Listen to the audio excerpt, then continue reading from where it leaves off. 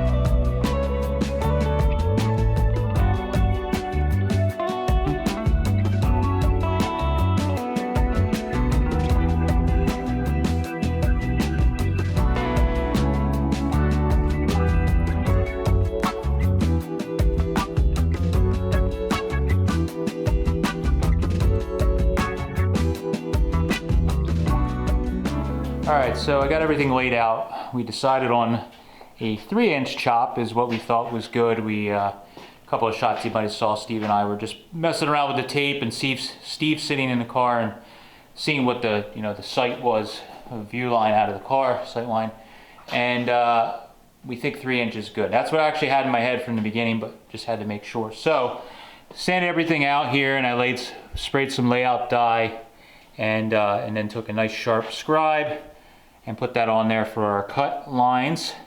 And I just started with the cutoff grinder, just made my little cuts here so that when we put the air saw and cut that, we're not jumping around with the saw blade. I have a little area to start, nice clean cut. So we're gonna use the saw and the cutoff grinder, get the windshield frame cut off, and then we'll cut the excess off on the table, and then set her back down, see how she looks.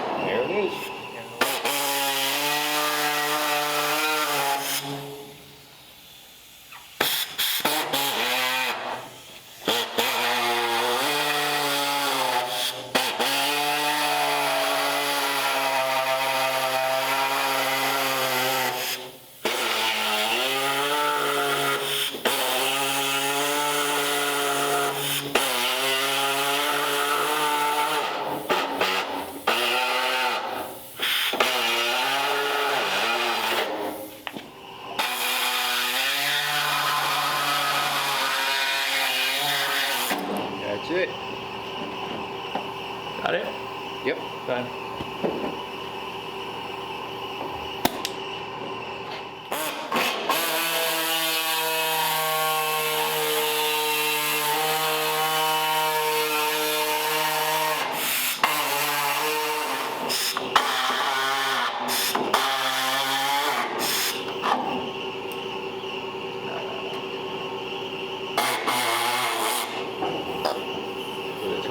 Just a tiny little piece there holding on. Yeah, I know. Try not to break it off. Yeah.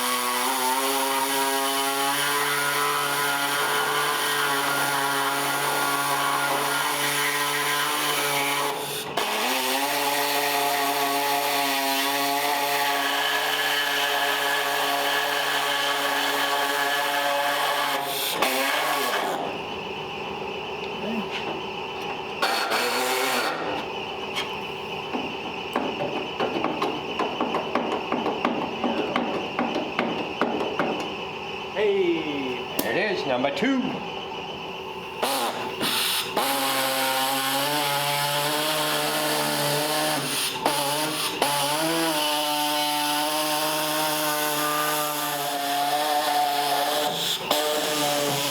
That's it. Number 3. All right. Oh boy. Them little bastards. I like that it was on your side too, because You get the air gun. give that a good blow out there. Goddamn Mike.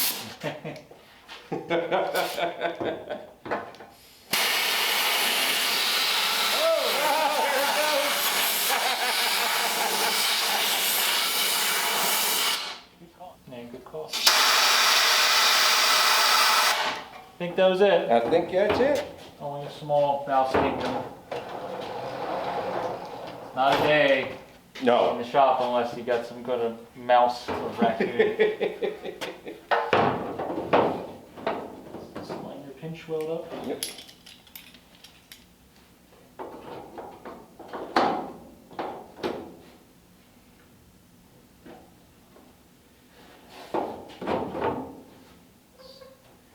The most important thing is to right there to line that up. Mm-hmm. And I can see back here, I'm gonna have to do a little slice. Yeah. It's because the shape of the outside of the pillar changed just enough. Yep, it's just a hair. The Which is, thickness of the piece of metal. so Yep. you want to keep the inside channel even. Yep. Oh, baby.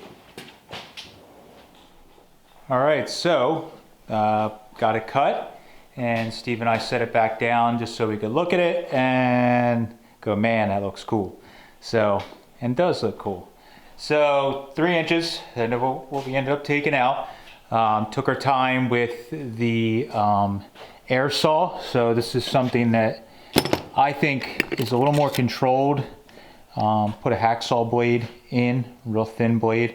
Can use a Sawzall blade if you have one of the air saws that works for that. But take a hacksaw blade, cut it in half, throw it in this, and you can be very controlled and cut right on that sharp scribe so that you don't have a wonky cut like you would if you were trying to cut with a Sawzall and you get all off track. So everything's fitting together pretty good. We got this clamped in. Basically, you're trying to look and make sure that this body line matches up here, and then also your pinch weld for your windshield is all lining up nicely, and same thing, everything's flowing really good right in here. This is probably the most important part there, is getting that all flowing, because out here a lot of times you might get concerned about that, and that's not as important because you can make all these cuts. This is all superficial stuff that we can just change because the body line basically was shrinking in here and then grew out here, and because of the way we chopped it, we kind of came into that area there. So if we maybe chopped it a little less, we might not have had that problem, but it wouldn't have looked as bitchin'. So I'll work on getting that to all line up nicely after we get it lining up on the inside, like I said. So same thing here, pretty good cut, lines up really nice. Everything should weld really nice because there's no big gaps or, you know, crooked cuts or anything. And then, like I said, once we get out to here, we'll have to do some slicing and pulling stuff in to get it all to line up. But this basically lines up really nice here. The body line's lining up, pinch weld area is lining up, and then on the inside of the windshield frame, which is hard to see here, it's lining up back in here pretty good. I know it's hard to see, but you can see back in here where the pillars getting wider, we need to do some cuts in there. But that's stuff we can do once we get it all kind of going in the right direction. So first things first, I got to actually pull it back off, clean everything up. There was a little piece of like angle iron the factory used. And you can see we cut through it here. So that little piece of angle iron was spot welded in. It just helps support the windshield frame. So we're going to try and do the same when we put it back together. So I'm going to bend up some channel that'll match the shape of that. And I'll weld it back into this with a stub sticking out. And then we can work on getting it. The back side will spot weld it just like they did original, and just keeps it a little stronger when we put it all back together. So pull it off, clean it up, put that piece on, and then we're ready to start welding and make it look like it should have been that way from the factory. But really happy how that profile is looking.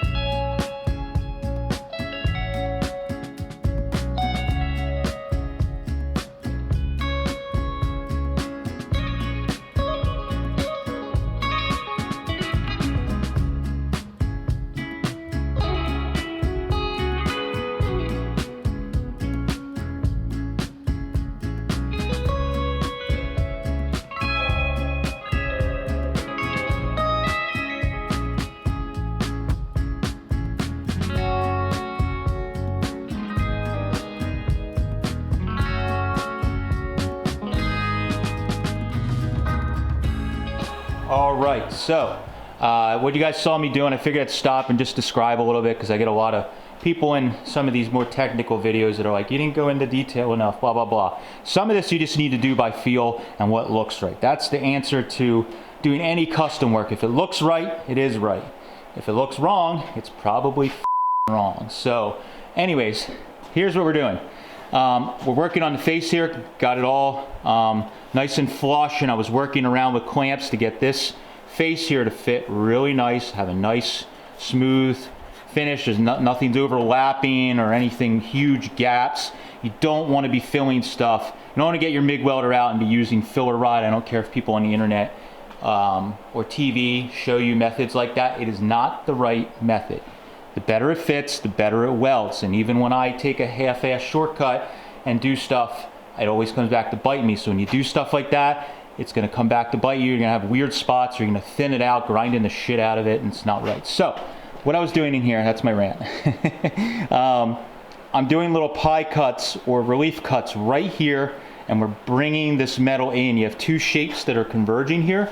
So the bottom pillar here, because we took 3 inches out, is a little wider than it is up in here. Even though we were taking out of the straight area of the windshield frame, the shape was still a little wider on this outside part of the pillar here and on the back side. So I'm taking little relief cuts and going down and then pulling everything in till the body line matches and everything flows and looks kind of natural. So that's the goal there. I was using my straight edge to check rated or weld seam to make sure we don't have a big belly or anything. And then what I was doing in some of those shots that is stuff I do that a lot of times people ask questions about and I don't talk about. So I'm trying to do it better on this video.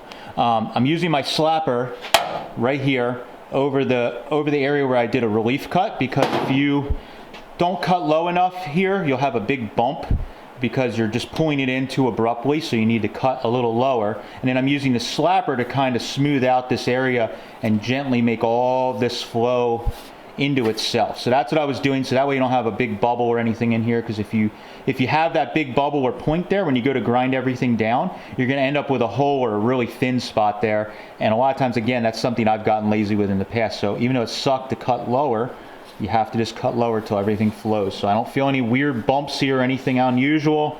It's flowing pretty good. I'll show you on the other side. I haven't done it yet. So you can see it's very subtle, but that was the difference there between the two pieces. So that's what we're trying to do, is pull this corner in so that it matches. So I have a relief cut already made here. I'll pull it in and then I'll keep trimming away till it fits real nice and lines up, and then we can tack it together. And then you can see on the back side the shape of the channel is also different here, so we need to do the same thing. Cut and move everything in so it all fits nice.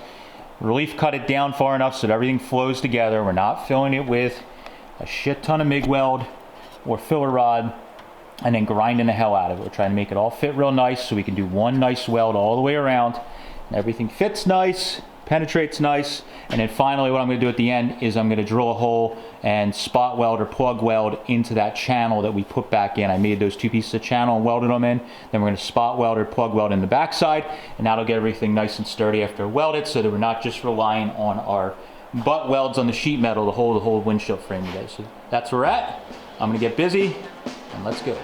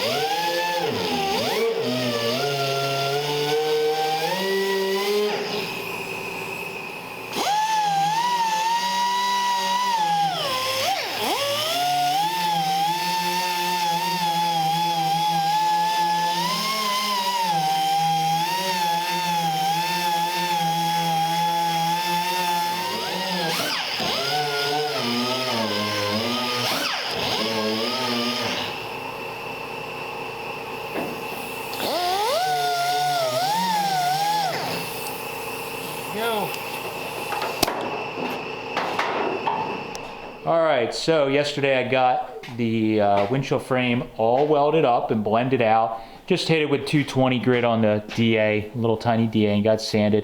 It's not perfect, but it's pretty decent. There's a couple little spots, like on the other side, there's a little low spot in here where just, when I was pulling everything together, it just got a little low spot. We can either do this like door gaps, where you could just add a little filler rod and build it up and then grind it smooth, or just a tiny bit of filler. But you can see, all welded up around the back side. All this was very involved. I had to make so many little relief cuts to pull everything together and move everything around to get all the lines to flow. But looking pretty good. I didn't go real crazy on the inside where the garnish molding goes, blending the weld out, because it's really not that important. So, but you can see on this side, everything's blended out. Like I mentioned, there's a little low spot that bothers the crap out of me right here that I could just add a little filler rod and build up. But for now, totally fine. You can see I took the stainless trim now, because this is the last part I'm going to do for this video on the project, is how much we chopped it. You can really get an idea right there. So that was the old window opening, because this stainless trim fits around this pinch weld and fits in there. So what I'm going to do is cut the stainless trim and chop it down, weld it back up, and then we could fit it in the car, and at least for now, that'll give us kind of the appearance we're looking for, and we'll finish it out for the video. So I'm going to get cutting this rare stainless trim and get it welded back up and looking like it should be.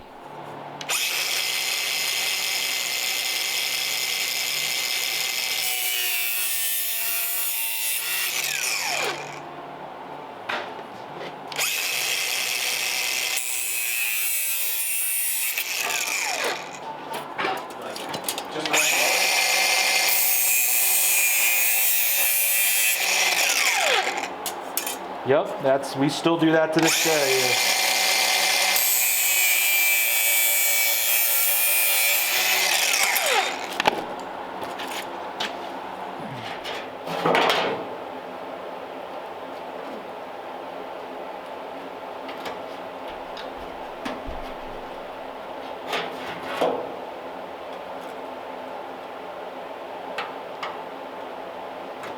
Let's hope that it fits.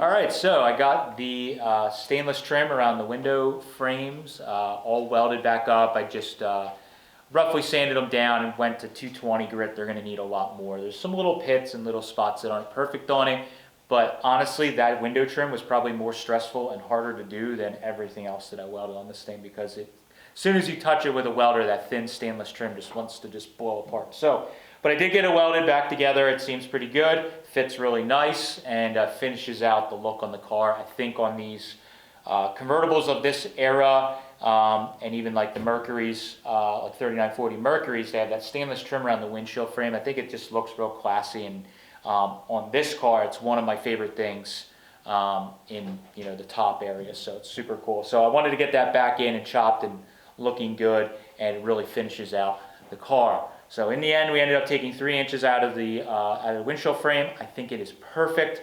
It looks very nicely proportioned. I think by having this kind of eyebrow header area, it doesn't look as crazy chopped down as you might think, taking 3 inches out of it. And then when you put a top on it, it'll just look bitchin'. So that was something I've been dying to do for a while. That's why this piece of glass never got taken out, because why take it out for no reason? So now it's out. We'll have to work on getting some glass cut. We may try our hand at cutting the glass that was in there just for fun, but if we wreck it, no big deal. We can just get some glass cut. This particular windshield glass is actually held in by the garnish molding. It has a piece of rubber that goes around the glass, pushes in behind the stainless trim, and then the garnish molding holds that glass in. So it's pretty easy. It's flat glass, so it's not a big deal to get some cut. It's simply just 3 inches shorter. We can make a template out of wood and take it to a glass shop, get it made, no big deal. So, but huge difference in the look of this car. I think between lowering it and doing the windshield frame, completely changed the look of this thing and really made it look like an old school custom, which is what we're obviously going for here. So thank you guys for following along. Hopefully this was helpful if you're looking to do some, a chop like this. This gives you a little bit of information of what goes into it. And let me know what you think of the chop on the windshield frame here. Do you hate it? Think it's just right? Tell us down below. Thanks, guys. Catch you later.